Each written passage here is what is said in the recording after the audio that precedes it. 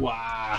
Alright, let's put this here, front and center. Alright. Hello, Internet, and welcome to not quite a Wednesday's serial.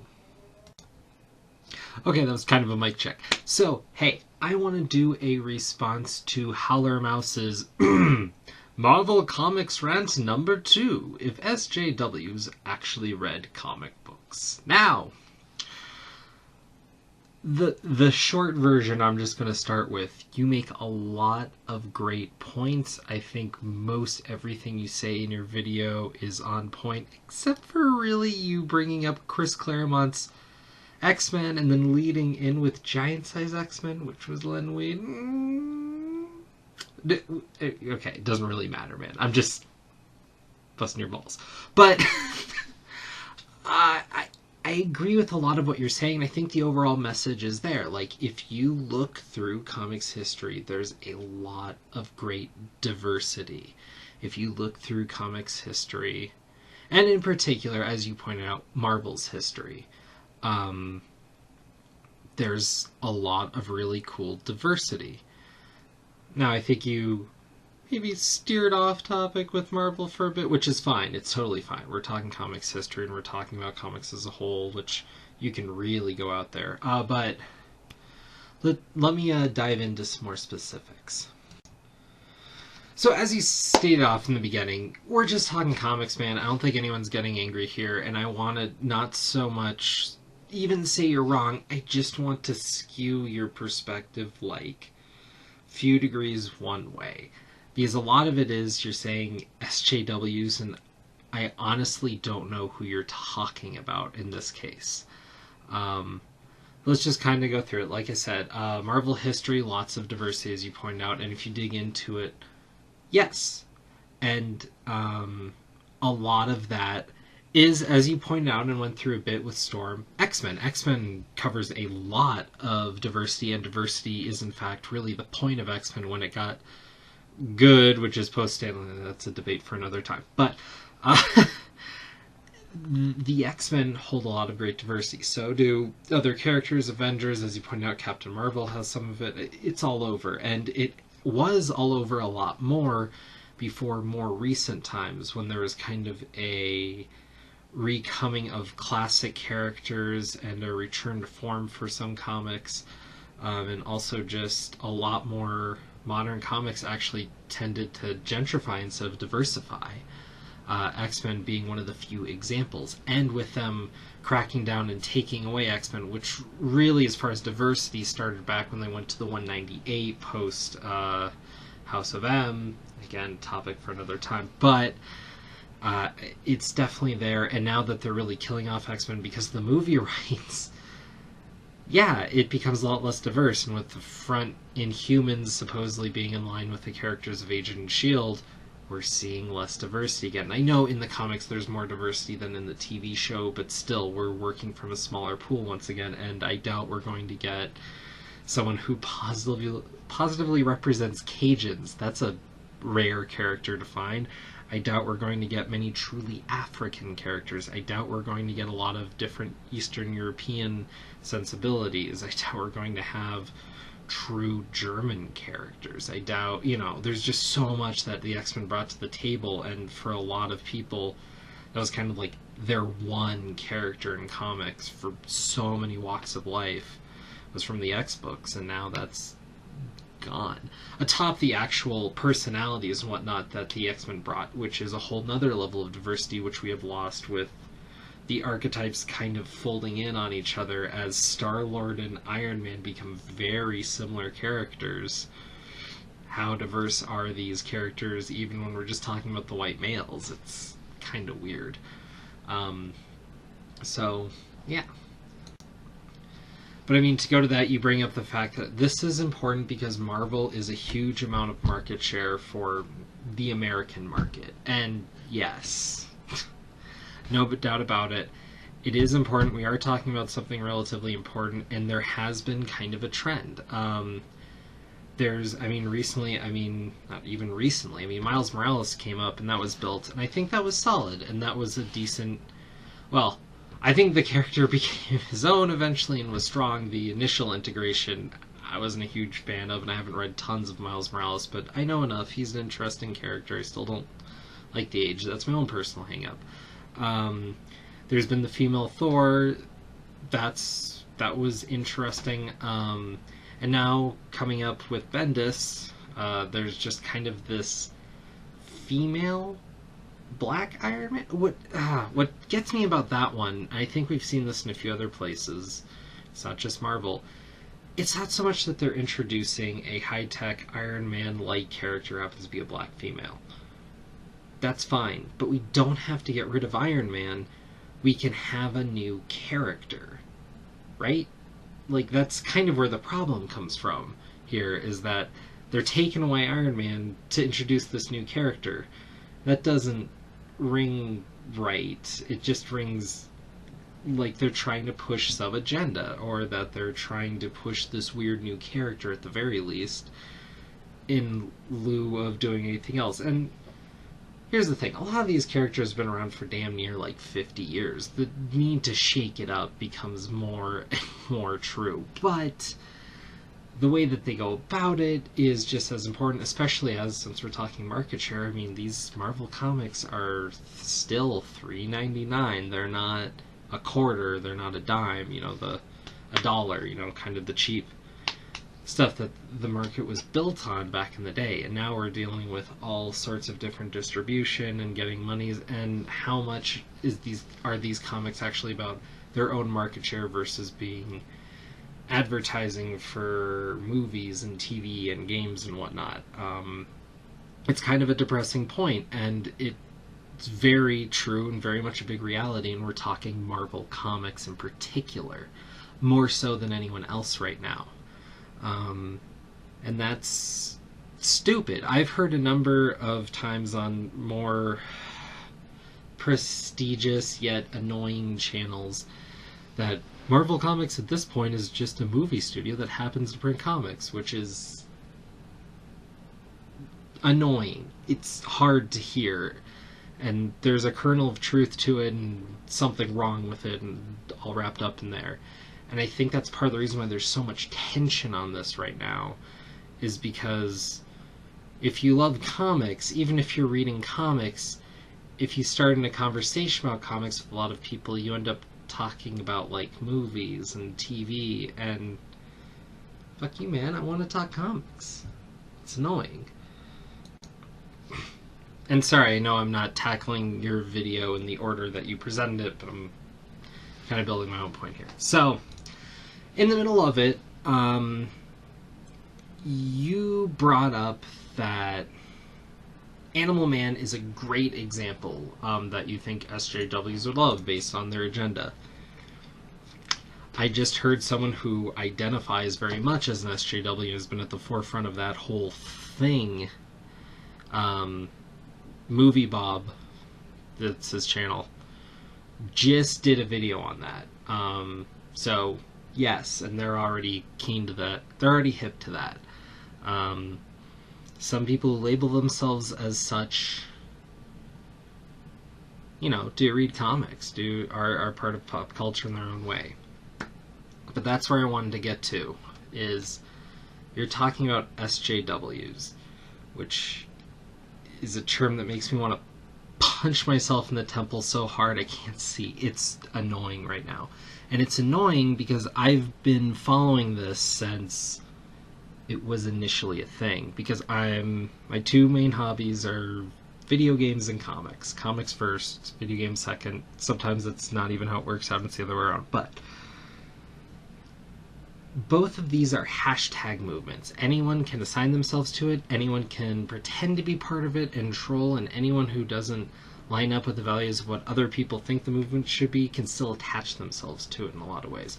Now, if you look through history in different groups, there's a kernel of that, even without the anonymity or the ease aspect that we're talking about. But we're talking about people that primarily this wasn't even about video games, this was about video games journalism originally, and then it kind of became this amorphous you're in two camps that just kind of hate each other for no good reason, and then eventually most people just kind of let a lot of it go. But I don't necessarily want to go through the entire history here, but you hit on part of it, and it made me cringe, so I want to address it. Anita Sarkeesian headed up and was doing Feminist Frequency before she ran a Kickstarter. She wanted to do a more in-depth look at feminism within video games, and she took to Kickstarter. And it was successful. What people tend to overlook is there were a multitude of reasons that it was successful. People were looking for that. People wanted more quality content on YouTube, and to grow this sort of actual intellectual growth and true literary analysis of pop culture through accessible means. In a lot of ways, part of the reason people wanted this was to have a true academic look at something that wasn't, literature solely, but video games, and kind of tackle new media, though at this point video games being new sounds stupid. There are a lot of people that just like her work. She actually had a devoted fan base, and I was someone who watched her videos but wasn't always keen on how she went about it. She worked with Bitch Magazine and produced a lot of videos, and I guess that well had dried up, whatever, so this is why she went on to go do her own thing with the Kickstarter. However, beforehand, she had tackled video games along the past and did a particular comic video where she talked about feminism in comics, and it annoyed me at the time, and this was a tack she usually took, where she would find the negative side, everything that was anti-feminist, and not take any of the pro or good feminine examples and try to step forward. And I called her on it back before she was as big anyways, so she'd actually take and respond to comments. And she had this thing talking about how her job was to point out problems more so than point out the positivity. I have a huge problem with that. I think if you're a good critic, you need to point out the good and the bad. Now, if there's a disturbing ratio, that needs to be part of it too. But even if it's, 10% good, say like, hey, it's a small thing, but there is this, that it's just, you have to have some balance, you have to have some perspective, and if you go all one way or the other, you're not creating a full argument, you're creating inflammatory. So in that respect, she somewhat failed as an academic and whatnot, part of kind of the credentials that she was standing on. However, she was using true feminist readings from a academic standpoint. What she was doing was correct. A lot of people have criticized her for not being an apt feminist or something along those lines, and it's because they frankly don't know what the hell they're talking about. That's fine, and people can have differing opinions. That's fine. But something broke, and it centered around her and Zoe Quinn, who basically was persona non grata before all this happened. Both of them were attacked. Both of them had death threats. Both of them had people just like slamming them on social media, which was kind of their main outlet and venue, to the point where they couldn't use it in the same way. And since then, both of them have become figures not only for talking about this, but for talking about how to deal with online harassment and talking about the severity and whatnot of it. And that's almost like a secondary job at this point for them. And the fact that people accuse them, okay, so there's that whole thing, which that is gross and heinous. And what that does is make it so that anytime someone criticizes them, they're wrong. Here's the thing. I could sit here and I could break down, and I've seen lots of intelligent, interesting breakdowns of Anita Sarkeesian's analysis and her gaming series. And there's a lot of great points out there, and I think the best one I saw was done by the Gaming Goose, but that was a while ago. But the problem is that this was taken to such a height that criticizing them, if you were not completely on point, completely academic, and using logos and nothing else to attack their argument, you were wrong, because these people were so horribly attacked that you can't address it without talking about that component. It made it so that anyone who's a detractor lost their point because they were siding with a sea of hate. It's just, it would be like trying to post World War I talking about how Germany deserves its own place and got screwed over by the treaties, but you know, you wanted to defend German honor, but then you're a Nazi. You know, it's it was that level of bad. We're talking about the sea of filth of humanity that rises from 4chan sort of thing here. It's a big problem. There's a reason I'm spending so much time here. Addressing that without fully understanding the situation is problematic. Now, the other thing people criticize for is that Anil Sarkeesian made a lot of money and robbed people. That's a ridiculous argument. If nothing else, we live in a capitalistic society and people spent their money willingly. People wanted that, and no, they did not get what they were promised, but if you're going to be talking about video game realms or comic book realms, I can tell you a number of Kickstarters where I was promised X, Y, or Z from a game or a comic, including deadlines and whatnot, and those were not reached or met. That is part of the gamble with Kickstarting. And the fact that she put out the videos that she did under the pressure that she did and whatnot, I feel like most people who put in their money probably felt like they got their money's worth, because a lot of those episodes went longer than they were supposed to, even though if they didn't get the numbers that they were supposed to. But Feminist Frequency still churns out content, and a lot of that is built on the goodwill that they put forward. I since have unsubscribed because they went so far the other way, it became hard to watch there too, truthfully. A lot of people criticize her for not allowing comments on her videos. I agree with the idea. The problem is when you're dealing with YouTube comments as they're understood generally, not the way we have them within our circle. It's just, do you want to face a wall of hate just to say that you have comments up, or do you just turn that off? I mean, it's a decision I understand given the climate. You can't look at all the people shouting her down and giving her death threats, however valid you think they might be or not, and say you'd willingly want to face that every day, that level of negativity. It's just, that's not healthy. So, yeah, there's all of that, and there's more about it that I don't feel like I can quite hit without getting to a discussion to understand what points you'd have against that or not. So, yeah, but understanding that that is a lot of what Gamergate was built on, was attacking this woman, and for saying video games should have better representations of women, which wouldn't hurt.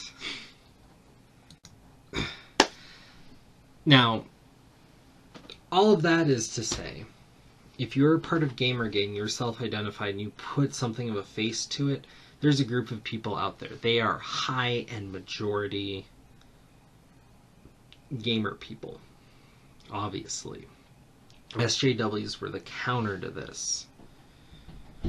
There is Movie Bob, there are a few that dabble in comics and video games, but not many. And so when you're saying SJWs are saying this, or if they actually read comics, I'm wondering if you're just kind of latching on to a hive mind thing, or who you're talking about. And I know you don't like naming names and whatnot, but really think you're talking about a straw man. I think you're not talking about anyone at all in an SJW realm.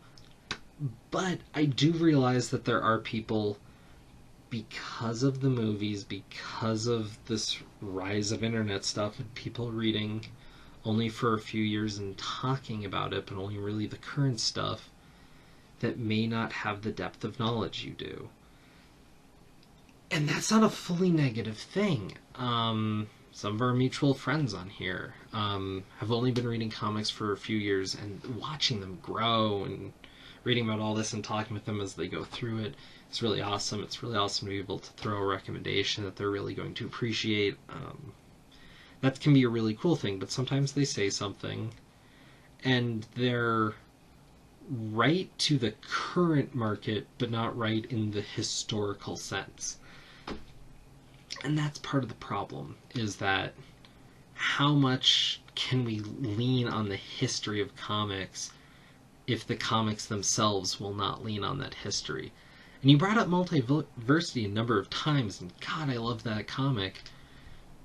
But it was something of an oddity.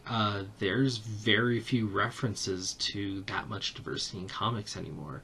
As much as I'm loving DC Rebirth, it's really returned to a lot of white dudes. But luckily DC laid the groundwork. I mean, there's definitely, there's the Birds of Prey, and they're in some other comics. There's a handful of other characters, but it's a lot of Superman and another Superman and Lex Luthor, and then we get Lois Lane being Superwoman, but at that point it doesn't feel like woman power really.